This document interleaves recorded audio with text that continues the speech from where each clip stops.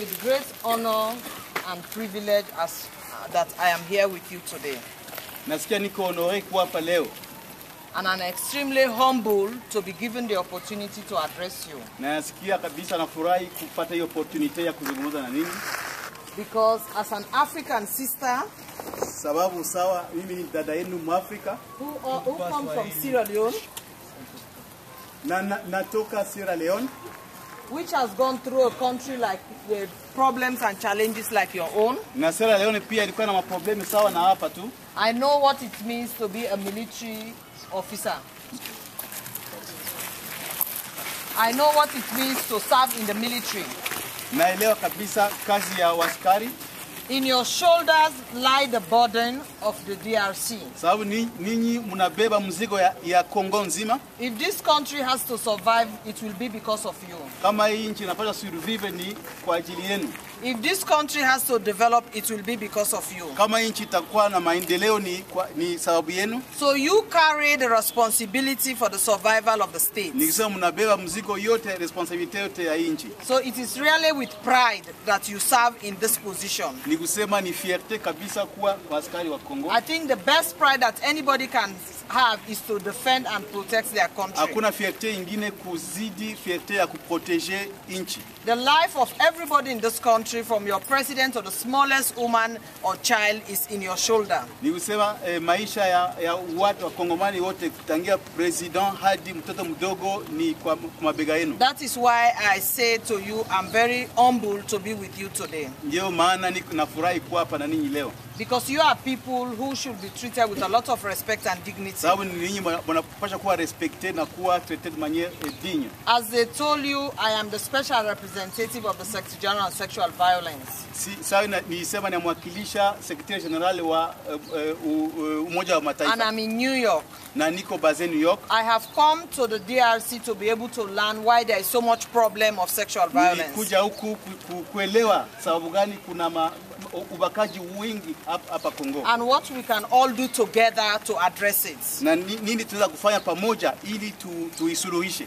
I don't have the answers. Sina jibu. And I don't intend to provide the answers. Na sihitaji hata kuwa propose jibu. My job is to support the government and the people of the DRC to look for the answers. Kazi yangu ni kuwapuye wakongomani wapate suluhisho kwa hii problem. And to work for the answers. Na pamoja tutafute hii suluhisho. I will stand at the back to support you. Nitawasaidia na nyuma yenu kuwasaidia. So as the people who are all over the country, sawa ninyi sababu ni mko katika nchi nzima, who deal with people na muna engage wa raia who are fighting in this war, na ninyi ndio mnafanya vita. Because me, I fight for sexual violence in conflict when there is a war. Sababu mimi kazi yangu ni kuangalia namna tunasuluhisha mambo ya ubakaji kwenye kuna vita. I just want to ask you two simple questions. Nitafuta kuwapoze question tu mbili. And I hope that I'll give you 5 minutes to think around yourself. Na nitawapa dakika 5 mfikirie jibu kwa hiyo. And then you can be able to respond to me with answers. Sasa mkishapata hiyo jibu mtanielezea. I know you are 1, 2, 3 groups. Naona sawa kuna vikundi vitatu, 1, 2, 3. So if you can just talk in your groups for 5 minutes. Sasa kama mnaweza pamoja mu refleshiri mniambie jibu kwa hiyo. And tell me, why is it that there's so much sexual violence in the DRC in the conflict? Napenda kujua sababu gani kuna ubakaji wengi Kongo. That's the one question. Ndio swali la kwanza. The second question, what can we all do to drive it away? Na swali la pili, tunaweza fanya nini pamoja ili tupate suluhisho kwa hiyo. Because rape in conflict is not an African tradition, neither a DRC tradition. Sababu ubakaji haiko mkulture wa Kongomani hata ya Afrika wote. Because in Africa we respect our mothers. Sababu Afrika tunaheshimu wa mama zetu. I'm sure all of you here standing every day, give you your salary. The first thing you remember is what I should give to my mother. Najua kila mmoja hapa ukishampatia mshahara, kitu ya kwanza anakumbuka ni mama yake. I have one son. Mimi na mtoto mmoja. And everybody calls him mama's boy. Na mtoto wangu mvulana watu wanamuita ni mtoto wa even though he's a lawyer, he doesn't do anything without me. Yeye ni avoka lakini hakuna kitu anafanya bila mimi. So I know how men are attached to their mothers. Najua namna gani wanaume wanaheshimia mama zao. You respect your elder sisters. Na pia unawaheshimia wa dada zenu wakubwa. You adore your wives. Na bibi zenu mnawaadore kabisa. You take pride in your daughters. Na fierté unayojida mtoto wako mwanamke mdogo. That is what Africa is. Hiyo ndio Afrika. We respect our women. Tuna respecte wanawake wetu. So this rape in war is not Africa thing. Sababu hii ubakaji kabisa si wherever it is coming, we have to send it back. Tutafute kujua inatoka wapi ili tuifukuze. And I want to work with you to get rid of it. Na tafuta kufanya na nyinyi pamoja kazi pamoja ili tuifukuze kabisa. But I don't have the answers. Lakini sina jibu. So I want you to help me to tell me what can we all do to drive it away. Ndio maana napenda mnisaidie kujua tufanye namna gani ili tuifukuze. So those are the two questions. One, why is it happening? Swali la kwanza, sababu gani hii ubakaji inaendelea? Because if we don't know, we cannot find answers. Sababu kama tujue sababu gani, hatutapata suluhisho. So secondly, what can we all do together to avoid it? Na ya pili, tutafanya namna gani pamoja ili tupate kuisuluhisha. So we can give our mothers, our sisters, our wives and our daughters some amount of peace and security. Ili tupate kuwapatia mama zetu, wadada zetu na watoto wetu wasichana amani na security. And to restore their dignity in society. Na wapate kudignite yao kwa society. I met one woman in Bosnia. Nilikuta mwanamke mmoja huko Bosnia who said to me, they took my life away from me without killing me. Akasema iko sa maisha yangu wameipeleka kabisa hata hawakuniua lakini sina tena maisha. When I was raped. Wakati nilipobakwa. A woman told me yesterday. Na jana mwanamke mmoja ameniambia. Day before yesterday in Bukavu. Bukavu. He said they have trapped my body. Akasema iko sawa walinikwence mwili yangu walikwence by raping me. Kwa kunibaka. I want it to be released. Hiyo mwili yangu waiachilie kabisa. Because it means that every day she thinks about that rape, she is enslaved. Sababu kila siku akikumbuka kisa alibakwa anakuwa sawa esclave, mtumwa. They told me about a woman who had a child when she was raped. Wananiambia kuna mwanamke mmoja alizaa kwa sababu ya kubakwa by 5 men. Alibaka na wanaume watano. Every time she sees the child, she wants to strangle the child. Kila mara akiona huyo mtoto anatafuta kumuua kabisa, because she's seen the faces of the 5 men who raped her on the child. Akishaona huyo mtoto anakumbuka wale watu watano waliombaka. I just met a woman during lunch. Hapa tumeona mwanamke mmoja sahi who was raped by some men. Na yeye pia amebakwa na wanaume. And she later became pregnant. Kisha akabewa mimba. Her husband threw out away. Kisha mume wake akamtupa. And claimed that all the other 5 children she had with the husband were children out of rape. Na wale akasema wale wengine watoto walizaa mbele wote ni watoto wa. She's now in hospital. Yes, sasa iko kwa hospital. She's been thrown out. Wamefukuzwa kabisa. Her children are in the streets. Watoto uko kwa barabara. She's trying to be ill. Sasa anatafuta kabisa umsaidie. That's just example of what happened to women who are raped. Hiyo ni example kidogo tu kuonyesha wale wanawake mabakwa ni problem gani wanapata. So our sisters, our mothers, our daughters in the DRC don't deserve it. Donc ni wadada zetu, wa mama zetu na watoto wetu wasichana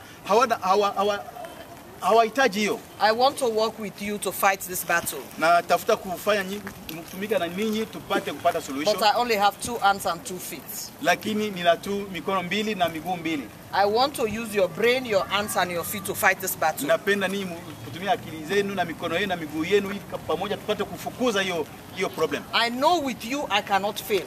Najua tukifanya pamoja hatuwezi shindwa. And I know I will succeed. Na najua nikifanya na ninyi nitapata kabisa so I want to thank you very much. Na washukuru. I hope we spend 5 minutes to talk among ourselves. Sasa tutawachia dakika 5 mpate and I'll come back after 5-10 minutes, then I want the answers from you. Kisha nitarudi kisha dakika 5 kisha mtanipatia majibu. So when I go to New York, sasa nikiporudi New York, I can tell the Secretary General. Nitamwambia Secretary General. I spoke to the military kama nimezungumza na askari. And this is what they say we need to do. Na hii ndio wamesema tunapaswa kufanya. And this is what we have to do. Na ndio tunapaswa kufanya. To work with them. Kufanya nao kazi. To free their country.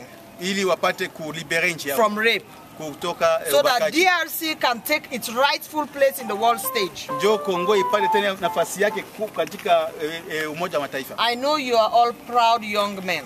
Na nyinyi wote mko wanaume kabisa na who are proud of your country. Na mnapenda nchi yenu. And you want your country to take the rightful place in na the world. mnapenda nchi yenu kabisa ipate hiyo place yake ya mbele ya mzuri. So when people talk about the DRC in the next 5-10 years, So watu wakizungumza juu ya Congo dans 5 ans, they are not going to talk about women who are being raped. wasiseme tena juu ya ubakaji. They will talk about the beautiful DRC. Wazungumze juu ya Congo, uzuri wa Congo. The beautiful lake in Goma. Goma, hii lake nzuri hapa and Goma. And the road and nightclub and everything. Juu ya boîte de nuit na barabara vitu yote. It can happen. Sasa pia inaweza fika. I came from a country who for 12 years of war. Sisi pia kwetu tulikuwa na miaka 12 ya vita. Today we have our military in Somalia. Lakini sasa hii army yetu, jeshi letu ziko Somalia. As peacekeepers. Wiko nafanya kuchunga amani huko. In Darfur. Wiko pia Darfur. I tell you the biggest pride I have is to see my own men.